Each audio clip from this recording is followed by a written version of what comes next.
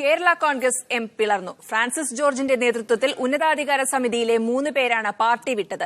Kerala Congress J പുനരുജ്ജീവിപ്പിക്കുമെന്ന് സംസ്ഥാന സെക്രട്ടറിമാരായ Antony Raju, Francis George, സംസ്ഥാന കോർഡിനേറ്റർ ഡോക്ടർ കെ.സി. ജോസഫ് എന്നിവർ സംയുക്തമായി പുറത്തിറക്കിയ വാർത്താക്കുറിപ്പിൽ അറിയിച്ചു.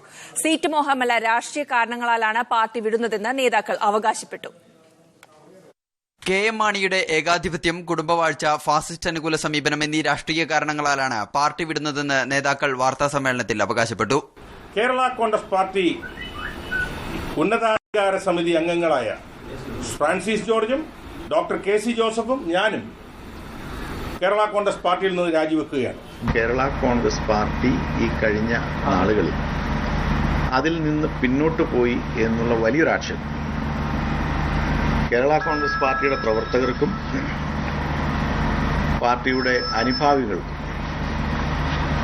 പൊതുസമൂഹത്തിനും ഉണ്ടായിട്ടുണ്ട് എന്നുള്ളതാണ് യാഥാർത്ഥ്യം. ഭരണഘടനാപരമായി 2016 മാർച്ച് 6 മുൻപ് പൂർത്തീകരിക്കേണ്ട പാർട്ടി പുനഃസംഘടന സംബന്ധിച്ച ഒരു നടപടിക്രമവും ഇതുവരെയും ആരംഭിച്ചിട്ടില്ല. രാജവാഴ്ചയെ വെല്ലുന്ന കുടുംബവാഴ്ചയാണ് കേരള കോൺഗ്രസിലുള്ളത്.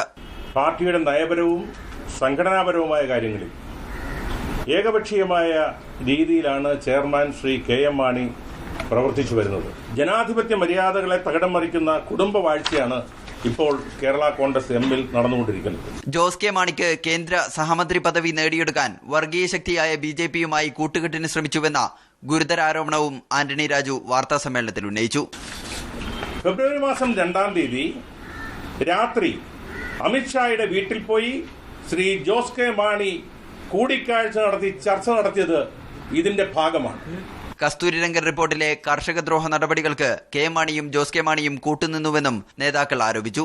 LDFുമായി യാതൊരു ചർച്ചയും ഇതുവരെയും നടത്തിയിട്ടില്ല. കേരള കോൺഗ്രസ് ജെ പുനരുജ്ജീവിപ്പിച്ച് ഭാവി പരിപാടികൾ ആലോചിക്കുമെന്നും നേതാക്കൾ അറിയിച്ചു. മീഡിയ 1 തിരുവനന്തപുരം.